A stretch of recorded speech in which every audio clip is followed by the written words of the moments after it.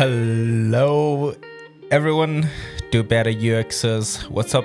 What's happening? It's been a while. Thank you so much for being here, watching this after the fact. Whatever it is, I'm just excited to be back doing this again, having the opportunity to do this after a while, after a really long while. But anyway, I'm back, and yeah, I think my mic is pretty hot. Let's adjust the levels there. I think we're still pretty tipping quite a little bit hot there. Let's tone down the music as well, just so that we don't get everyone's ears bleeding out there. All right, cool. Thank you so much for being part of today's show. Obviously, it's been a day or two after the official keynote of WWDC, and this is what we're here for, since you can see the title of the stream. And yeah, we want to chat about what happened at WW. What are some of the things that were the main highlights that came out this year, and what are we expecting to get and to see happening as we go for the next couple of years? There are definitely highlights that I am super interested in personally, because of some terrible buying decisions that I've made over the past couple of months. But other than that, I think it was a very well packaged, well packed, is that the word? One of definitely the most exciting Apple events that we've had over the past couple of years, considering the pandemic times that we've been in, and yeah, just, you know, like Apple just releasing phones with, you know, a different color and things like that in the spring edition. So yeah, it was a really super interesting WWDC 2022. And I know this is a design channel and we talk about all sorts of, different design trends and things like that. And I'm super excited about WWDC because it actually speaks to a lot of software changes that affect our workflow as designers every day. And obviously, just the pure design thinking that goes into most of the software within Apple. It's something that will really be interested to see why the making decisions in the way that they're doing, and how do they actually get to the place where they are in now. I think Apple is an incredible company, and I really like the approach that they take when it comes to adopting new ideas and things that are coming on the market, unlike everybody else that just jump on the bandwagon and they're like, yeah, we want to implement the latest widgets and whatever it is. Yes, they do that. It's super fancy, but it's not sort of like well thought out and well polished, and it sort of like can be applied across a range of products, because if you think about an iOS 16, an iPad OS, and a Mac OS, there's really a good way that all those systems integrate together and have a really good way of optimizing your workflow altogether. And if you think about the other hardware that Apple sells, sounding like an Apple fanboy here, which I am kinda, but if you think about the other hardware that Apple sells, switching from device to device makes it really easy for you to have your world around you, no matter what device you have. Cool. So I want to start off by talking about Mac OS Ventura and Ventura. Mac OS Ventura. This is something that let me get closer here. Let's put away the iPad and get much closer. Sweet, much more intact. Cool. So macOS Ventura is a very interesting update. Well, has got some interesting updates. I think overall, the biggest thing that I saw within, most of the things that were added within all of the operating systems is that there's definitely a heavy push towards, having APIs and more ways for developers to be able to interact with most of these features that they added in here. So I'm just looking at the page here just to scroll through some of the things that they put, well, all of the things that they put here on the highlight. But definitely there are things that I'm super excited about and some things that I'm not so excited about, just like you would be if you were, checking this out as a consumer like I am right now. So this is just you can call it a first impressions of WWDC and the things that came out of it. So yeah, let's get into it. I'm gonna adjust some things live right now on the show, and yeah, I think here we go. It looks much cool. So starting off with Mail, I didn't really get it, there's like an improved search in Mail and things like that, but there are things in Mail that I find a little bit weird to work with, but overall I quite like the Mail app, and I'm not quite picky with what's happening there. There is undo send, schedule send, follow up. I think schedule send is something that will be really cool to use. I'm not sure what's happening here, Apple, with the whole text here, right in the middle of the thing, and that little title up there.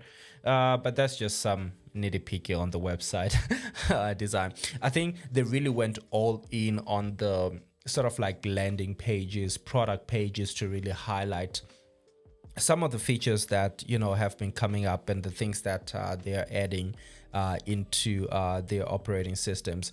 The updates to the new Spotlight, the very much welcome. I mean, the Spotlight right now, if I were to look at my Mac, I mean, it's pretty robust. I mean, you can get links directly to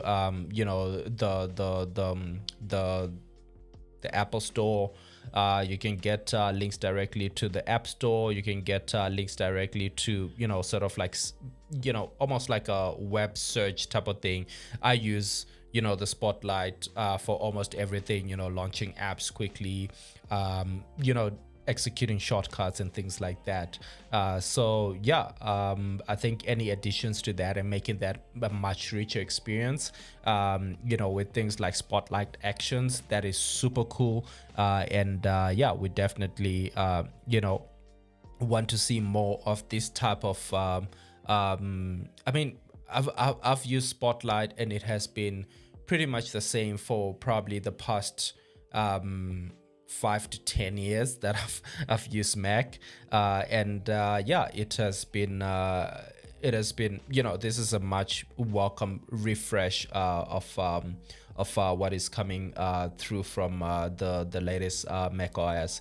And I think passkeys are something that a really big thing, and we can see other companies like Google and is it Facebook, Meta, whatever it is, but I'm just gonna give an example of companies like Google, which are also heavily moving away from sort of like the world of passwords and things like that, and we're really starting to see this becoming more, I don't want to say a trend, but a way where technology is really going when it comes to a passwordless future. And we use biometrics, and everything else is sort of like managed and hashed in the background and encrypted, so that it's safer. I don't know if it is safer. I'm not that much of a technical person, but we're starting to see more of this sort of like passwordless approach to going into managing just access of how we get into our normal apps and other things like that. And say Safari is the world's fastest browser. I quite enjoy Safari on my iPad because the Chrome experience is totally terrible. But when I'm working from day to day, I'm definitely more of a Chrome or any other Chromium type of browser. So yeah, we've got messages. They did speak about sort of like going through the editing of the messages, deleting of the messages, sort of like deleting them for both people before you whether they read it or not, you can sort of like delete it from both ends. There is enhancements in photos. There was things like grouping sort of like family photos and having shared libraries and things like that, and I was like, kind of had that for quite some time now. So I'm not sure what's quite new there. So but I think the highlight of the show between iPad OS and Mac OS was Stage Manager, which is, I think, Apple's weird way of trying to, put some sense into managing Windows. Finally, I've always used a third-party app to sort of like stick my windows around in the right places and kind of position them and size them nicely, because you kind of have to do that physically all the time within the Mac environment. And yeah, I think Stage Manager now is a way to kind of like pack those different windows. I kind of like using my windows in a certain order, and I use a super wide screen monitor, so it'll be interesting to see how this is gonna look like on a super wide monitor. And I think definitely when this comes to iPad OS, of which we'll talk about after this, I definitely want to get a little bit into detail with that, because that's one of the most exciting things for me that came out of WWDC personally. But yeah, we'll get into that just in a little bit. So definitely Stage Manager is quite interesting, and I'm really super excited to see how that works. I did see that things like the window resizing and things like that are kind of weird when it comes to the iPad experience. But I hope that that is something that will be quite fine tuned with some of the immediate impressions and things that feedback that people have been putting out there. And by the way, I'm not gonna go through sort of like any kind of like demos here. I'm just gonna talk through some of the things that I liked, and kind of like just chucked out the window and discarded because I didn't think that they were quite exciting out of WWDC first day keynote. Obviously, it's a 3-day event, and there was way more detail that other people went into. There's a lot of demos of how these beta softwares actually work, if you want to check that out online. But yeah, I'm not gonna actually show that here. I'm gonna talk through these and give them sort of like my first reactions from what we saw coming out of WWDC 2022. So back to it. Mac OS, we're talking about Mac OS Ventura Stage Manager. Okay, cool. So yeah, this was I find this as a very weird way of Apple doing design on the website. But anyways, it's a little bit distracting, isn't it? I wonder who did this this UI. I mean, the initial cards are pretty cool. Next we got FaceTime. They're getting into more collaboration type of things and that. But this I found really weird. I mean, are they saying that they just don't? They know they just didn't put, good enough cameras in the laptops, and people, struggle to connect their iPhones anyway, and now they let you use your iPhone as a webcam. I mean, like companies like Nikon and companies, other camera companies and things like that, kind of jumped on this bandwagon when COVID hit, and they started letting people connect their DSLR cameras just via USB straight to the computer. But this was the most weird takeaway from me from the whole thing. It's like, yeah, we know our inbuilt cameras are bad. I mean, like even like the 2021 MacBooks and iPads, the front facing camera is still 1080p. I know most of web conferencing tools and things like that will not optimize that stream well enough for you anyway. So yeah, if you're using it for voice calling, but maybe you want to use it for this, maybe you want to use it for live streaming, maybe you want a better camera that's just in your computer for live streaming, if you're using a device like an iMac, this type of latest iMac that they have. I mean, there is a decent camera there, but I don't think that you can actually use it for something like live streaming like this. But maybe that's not the market that they're going for. Maybe that's something else. But I really found this to be a very weird combination of product and software, and just and not so much of an Apple thing to do. Up next, there was the whole desk view though. I mean, the desk view thing was super interesting because I don't understand how the third camera kind of gives you like the top down view. In the in the in the in the demo they showed sort of like a top down desk view thing. Let me see if I can find it.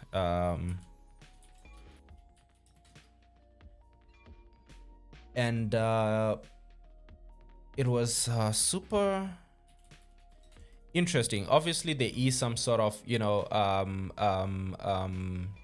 what you call it, Everyone loves great.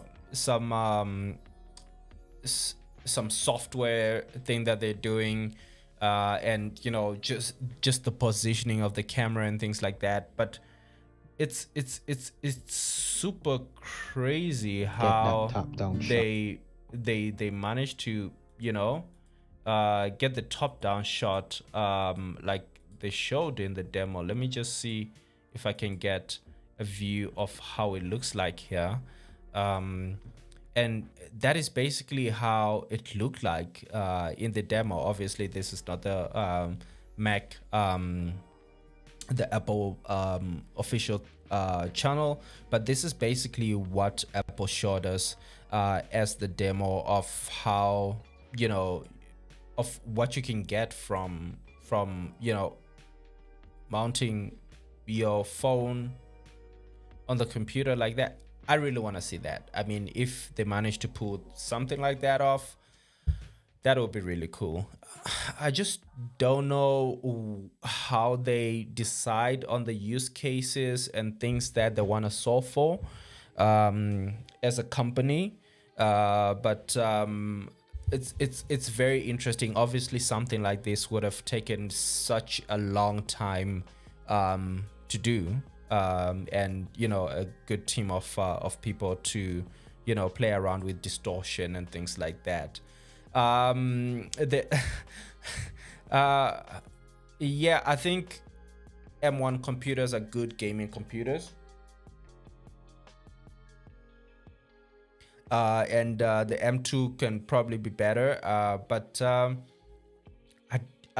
I I think Apple is just taking a take on gaming here, and yeah, I think mainly because they've seen that this is a huge market and it's something that they cannot, pretty much just ignore. But yeah, going on with some of the things, this was another major highlight for me myself.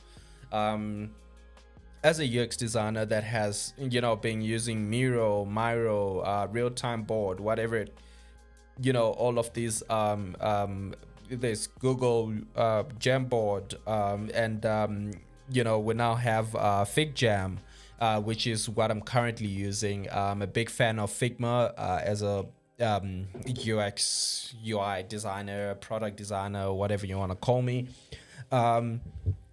And yeah, I found this to be pretty cool. It's like your normal iPad sort of scribbling board, or what you call it,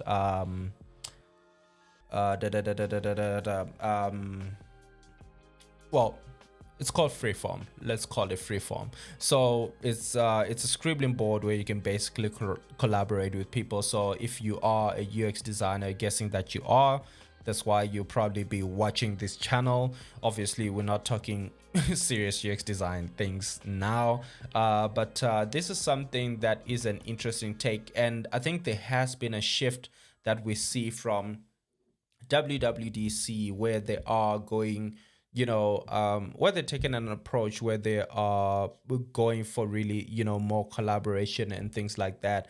There is other things like system settings here, obviously privacy and security stuff, accessibility, and so much more. But I think most of the stuff that are highlighted here were pretty cool. I think one of the things that we didn't see here was that almost in all of these features, Apple announced a set of APIs to go with it that developers can interact with and are able to build their own different ways of interacting with this software.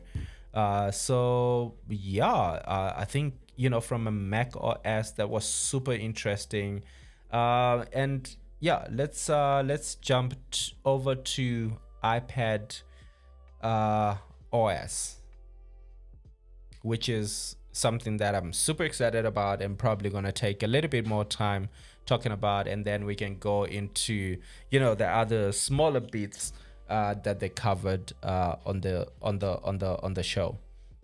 So cool. Getting into iPad OS, I think there has been a really interesting drive for iPad, especially with the introduction of the iPad Pros in from 2018 throughout to 2022, well 2021.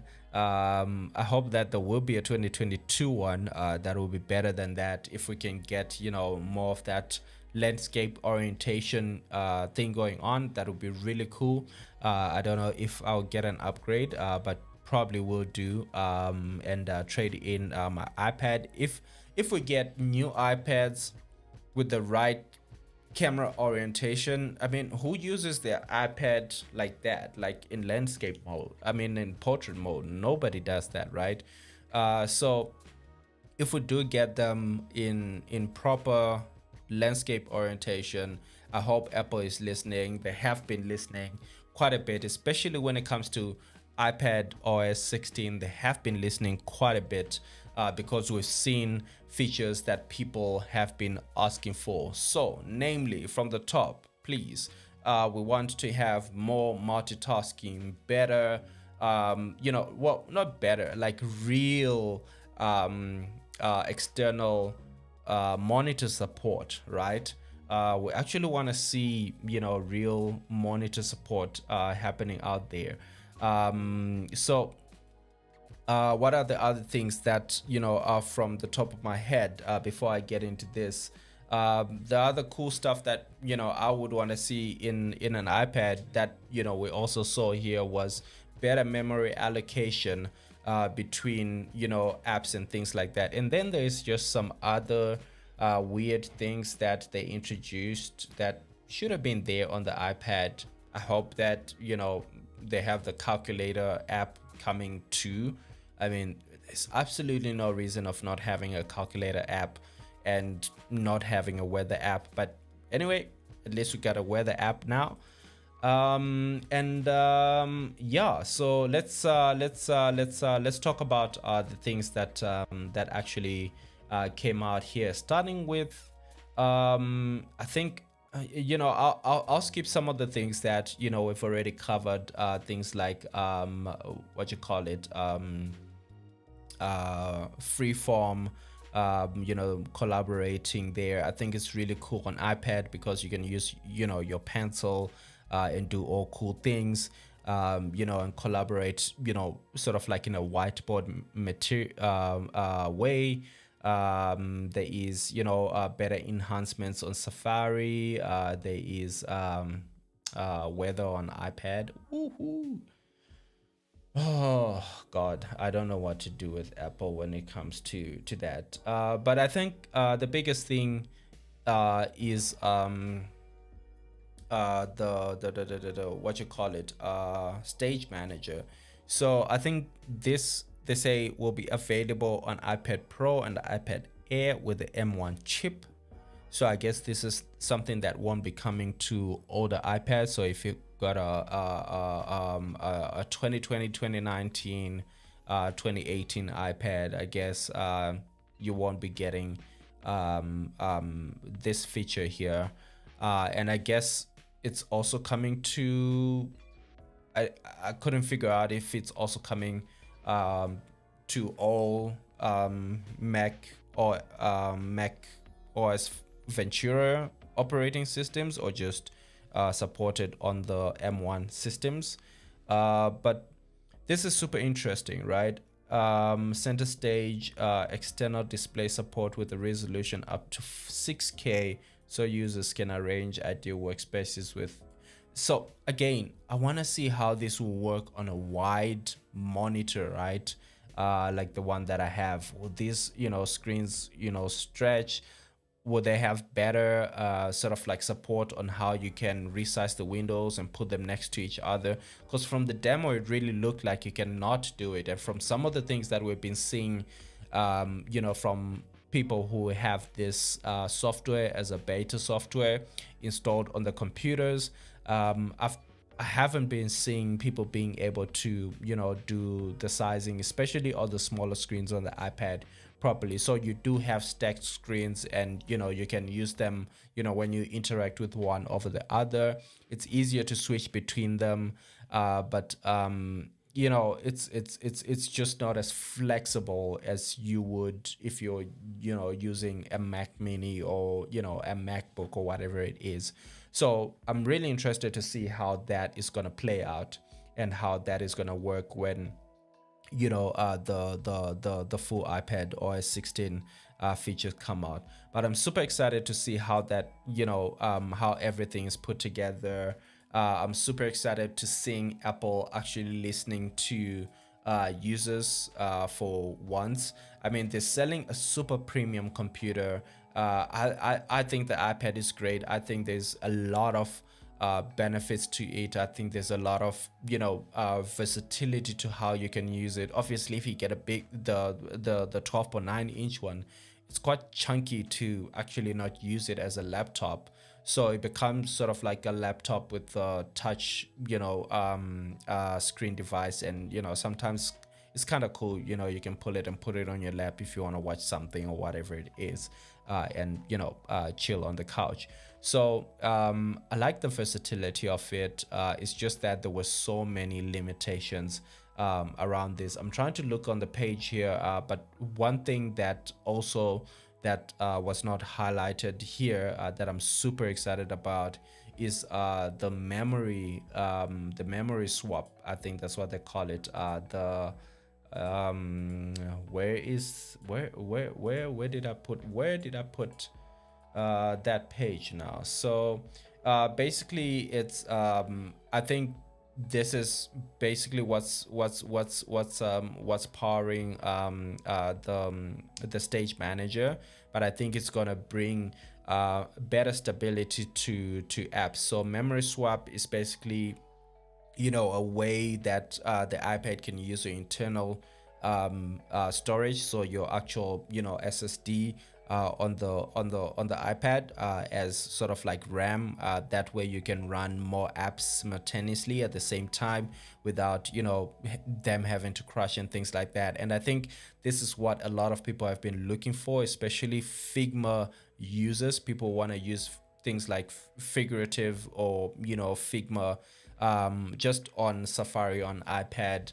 I'm one of those people. I've been kind of like struggling with it, fighting with it, working on smaller files, and it works fine to a certain extent, and the thing starts crashing when you start getting bigger files, when you start interacting with much more layers and things like that happening on your artboard. So I'm super excited to see how that is going to work, and if we're going to see new releases of desktop-like software from companies like Figma or Sketch, or even Google. I mean, most of the Google apps on iPad totally suck. and I hope that we start seeing, more desktop like features that can be ran, whether, only when you're sharing, when you're connected on an external display, and you're using Stage Manager, or things that just run in full screen, and that are much easier to just deal with. So that's the stuff that I'm super excited about in iPad OS 16. Next up, let's chat about iOS 16. So here is one of the things that I was talking about when it comes to Apple, is that most of the things that we've seen them doing here are things that a lot of like Android companies and things like that are doing, but we've seen Apple taking their time, bringing things like widgets, bringing things like customizable lock screens, purely because of how they want to standardize them across the board. And now we've seen them sort of adopting things that they've been experimenting with, things like the Apple Watch, of changing different face types and things like that. And they're really using deep AI and neural engine machine learning that they've been practicing and refining for years, to be able to isolate certain edges of the photo and have that little overlap effect that you can see there, like on top of the wallpaper with this lady, or just here on this tree here. And again, they have been really heavy on the API releases this WWDC. We've seen that they illustrated this with like your Uber type of thing, so developers can start really getting into much better user experiences when it comes to how they develop and give notifications to their users. So I think this is going to bring a lot of good new user experiences to the iPhone, iPad OS, etc., etc. The thing with Apple is this: it feels like it has taken a long time to do it, but I really think that it's a much more refined thought more than anything else. So I kind of really like that we're starting to see more of this customizability stuff, and there's a way of just, as much as you can do all of this stuff, there's just a standard of uniform across everything that you can do here. And I don't know if it's just me. Have you seen how diverse Apple websites are with their photos? I mean, just look at these beautiful people here. Like, different races, all types of, fashion and things like that. But anyway, let me not get distracted by that. So super cool with widgets. Again, super heavy on the API. There's a lot that has been done, with things like notifications. There's a super cool way that they've started approaching focus and focus modes, and integrating that within the feel of the device. Tapping into that new customizable UI. So basically, you can link a focus mode to a certain look and feel. So if you're in study or sleep or whatever it is, you can have something darker, and maybe you want to check out the weather or whatever it is on your phone. So at nighttime it shows you the night sky or whatever it is, which might be nicer for night time. And during the day, maybe you want to see your loved ones to keep you motivated and going throughout the day. So I think it's super cool that they're sort of like trying to tie up those experiences and make something cool out of them.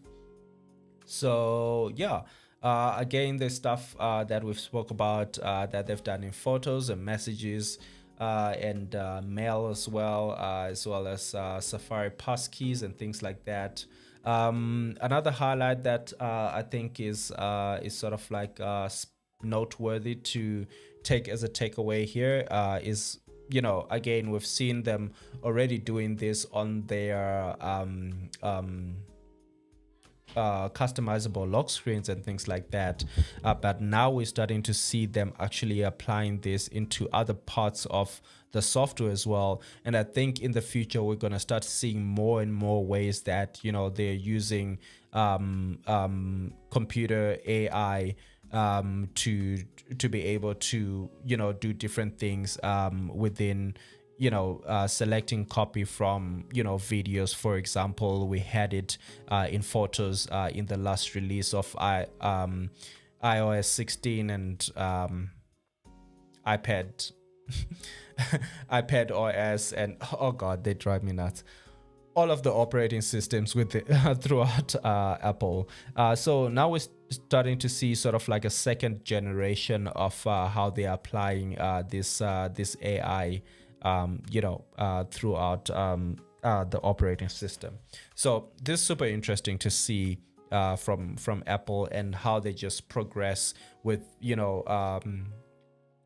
refining their software, and how they get to where they are right now, really, with from where they started. I think it's really small increments, but I think it's really super well thought out, well polished increments, unlike people who make super big increments, and then there's loopholes and other things that they have left in the system for them to do.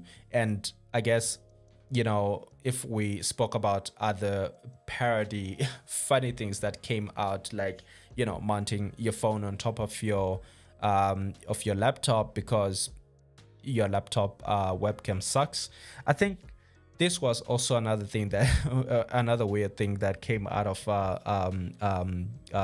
iOS 16 is that now you can do voice detection and still have your keyboard on. I'm not gonna get too much into that, but I thought that was weird. That was a noteworthy thing for Craig to speak to on stage. I think they're doing pretty cool things with maps. I think living in a country like South Africa, it would take quite a while for that to come through to us. And now they are introducing Apple Pay. Introducing Apple Pay later. Split the cost of your Apple Pay purchase. So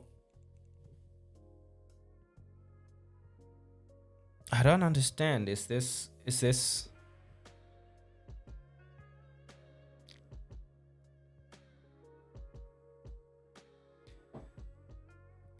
this integrated into third-party merchants, or is this only for...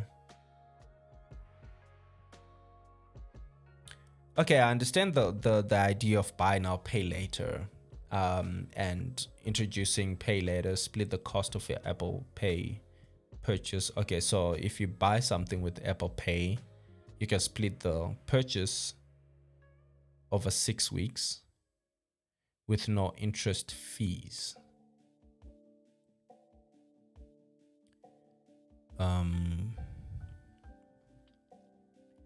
And you can track the orders in your...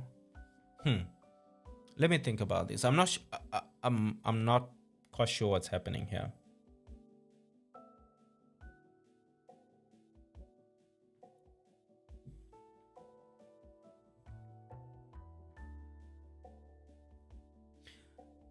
I find this interesting because I've been working quite closely within this space, the payment space, and I'm super interested to see Apple getting into this space, because I feel having such a big company like that getting into certain markets almost validates that you're doing the right thing. And the second thing that it does as well, it kind of, freaks you out that, okay, the biggest person who can become the biggest player in this space has come into the space, and will probably have better, business connections and other things that can defeat the purpose of you even being in business. But anyway, let me move on from the buy now pay later thing. There's a lot of cool features that came out of family sharing as well. I'm a parent, so I think the more ease of use around family sharing and how you manage the children's apps is pretty cool, and the fact that Apple is sort of focusing in that area and trying to make things much more optimized and much easier for parents to manage. I think that's super cool, because just being a parent on its own is stressful. Managing children's devices is something like on top of your email. You still need to track and monitor and make sure that the kids are still being protected and kept safe within whatever they're doing on their devices. And this one was super interesting for me because Apple CarPlay is a really brilliant way of interacting with modern day computers. I mean, computers on wheels rather, with modern day cars, and having CarPlay take sort of like the whole experience of your screen and things like that. I wonder if this will be sort of like integration between make of cars, so they'll do a BMW version of this or whatever it is, or is it really going to be just a fluid thing that takes over all of the screens within your car, no matter what car it is, as they advertised it? Vehicle announcement coming late in 2023. Ooh, okay. So is this a confirmation that Apple is working on a car? Vehicle announcements coming in 2023. Or are they saying that the vehicles that will adopt this are coming in 2023? Again, small details, small things like that can get the ball rolling and things like that. But yeah, that was iPad OS, iOS. Obviously with a ton of what you call it, APIs and things like that. I'm not going to cover so much of watchOS. There's a lot of cool health tracking habits, new watch faces and things that came out there. But I think all in all, there are still some really cool, interesting things that are coming out of the Apple stable here. We're really seeing them again incrementally improving, really bringing well polished, well thought out ways to interact with the devices, with the Apple ecosystem and everything else. From a design perspective, I haven't seen a company that has been quite so tightly integrated within itself as I've seen Apple products are. Of course, it limits you sometimes. When something breaks, you'll be like, oh, I can't use something else or whatever it is. But yeah, next up, I want to talk about the devices that we got out of the event as well. Obviously, the highlight of the day is the MacBook Air. I'm just gonna jump directly to whoa, look at that. Whoa, that's kind of cool, playing the website fast like that. But anyway, we're gonna start with the MacBook Air, and we all know a lot of people were waiting for the MacBook Air. There were a lot of rumors that it was gonna come colorful with all of the cool colors that we've seen on the iMacs. Some renders even got sort of the new shape right. but you know, the colors were way off. And for me personally, um if you know, we had sort of like cool render colors like those ones, that would have been really cool for us to see there. Unfortunately, or I don't even know what to say at this point, if it's an unfortunate thing or a fortunate thing. We got some colors. I guess some are better than none. They look much more colorful at that angle than they are, you know, when you're actually just looking at the body.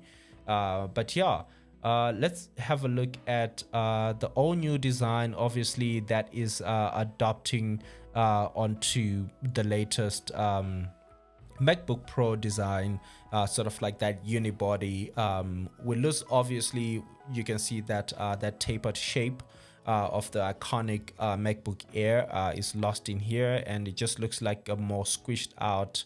You know, I think this was like what, 11 point something millimeters thick. I don't know. Let me not talk nonsense here. And obviously, this was the machine that Apple chose to debut their M2 chip in, which is super interesting because I almost feel like Apple uses, you know, sort of, you know, the entry.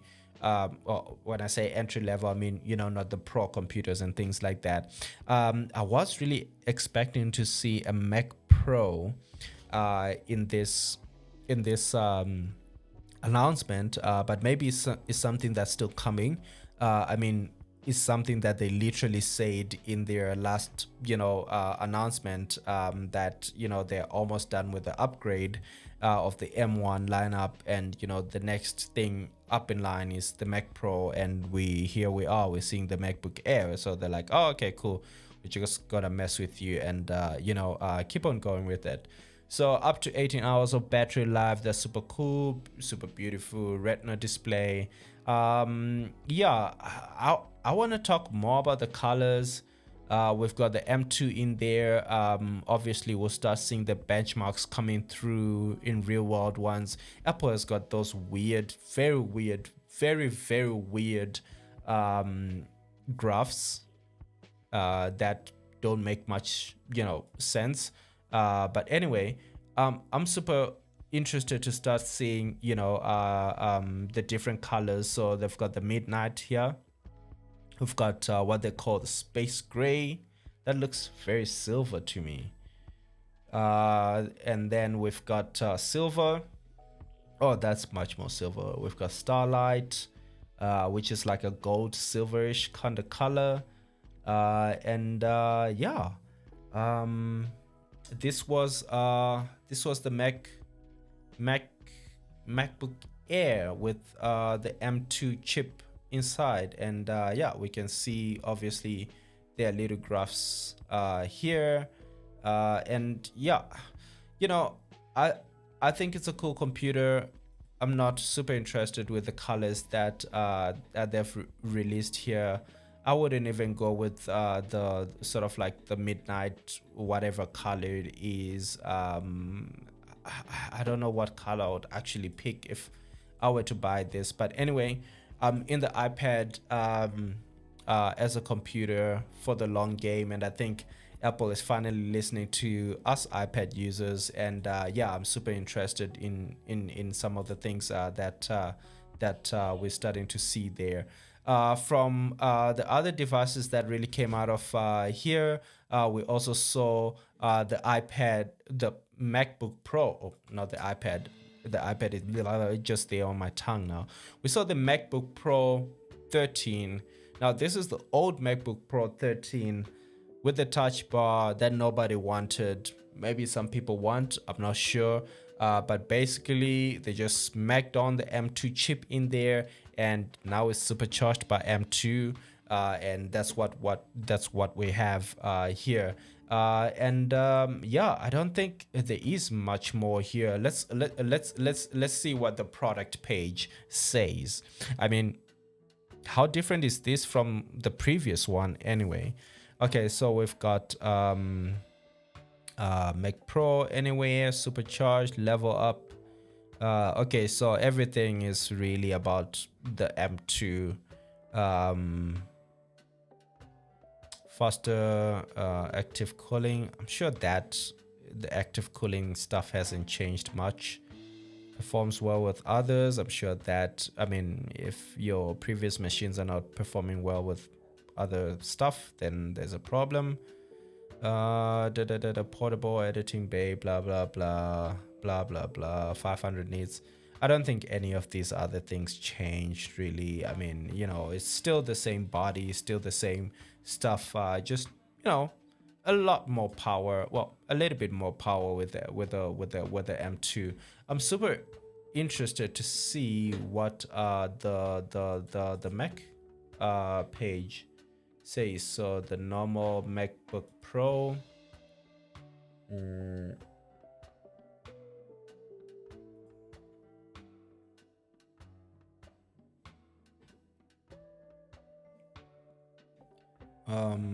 Okay, they don't have that product page anymore. Now they just have, you know, the new MacBook Pro. These ones are the ones with the M1 Pro and Pro Max. And I wonder if I can get MacBook.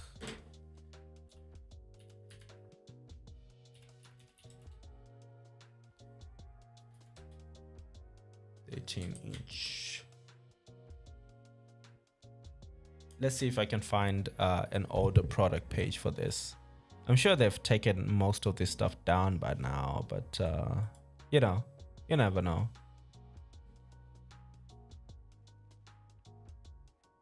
Yep, taking everything down. Oh. Here we go. I think we got the comparisons. This is super interesting. So looking at the pages, we've got the new M2 MacBook Pro page, and we've got the old M1 MacBook Pro page. See the difference? A little bit more fizz and pop. Available next month. Going down, supercharged by M1, supercharged by M2. Pricing, we don't have a pricing here. Okay, available. Then M1 chip, giant lip. Okay, that was a little bit more, you know, of a bigger animated way. This year we don't have any animations on the M2 part here.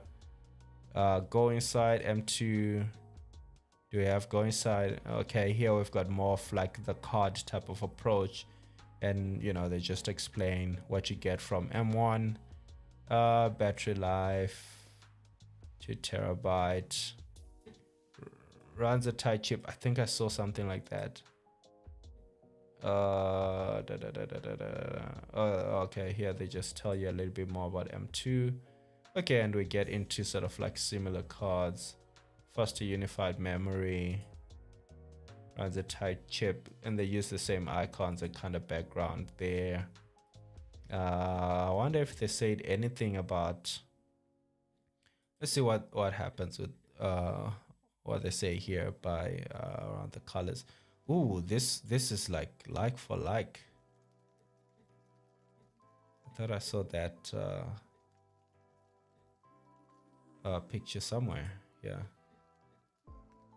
Okay. It's the same stuff. A view that adjusts to your environment. A view that adjusts to your environment. Why is this one different from the other one? And it says the same thing. Camera, mics.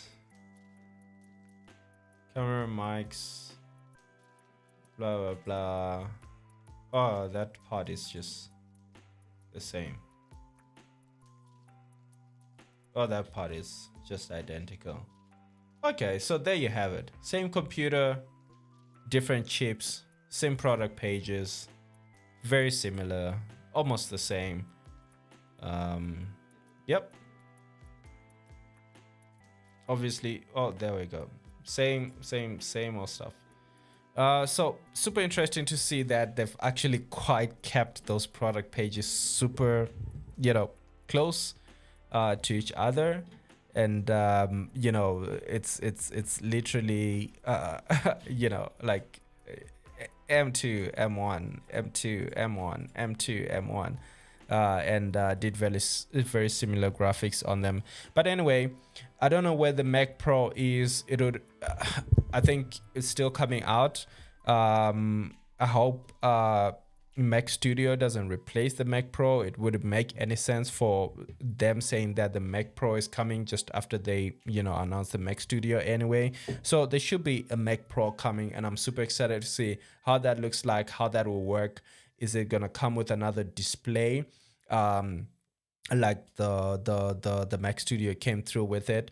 And if you are a UX designer and you're watching this, please let me know what Apple devices you are using, if you're an Apple fan like myself, and sort of like, how do you find your workflow and what do you use within your workflow, etc., etc. If you enjoyed the show, this will be available on the podcast as well, as on our social channels.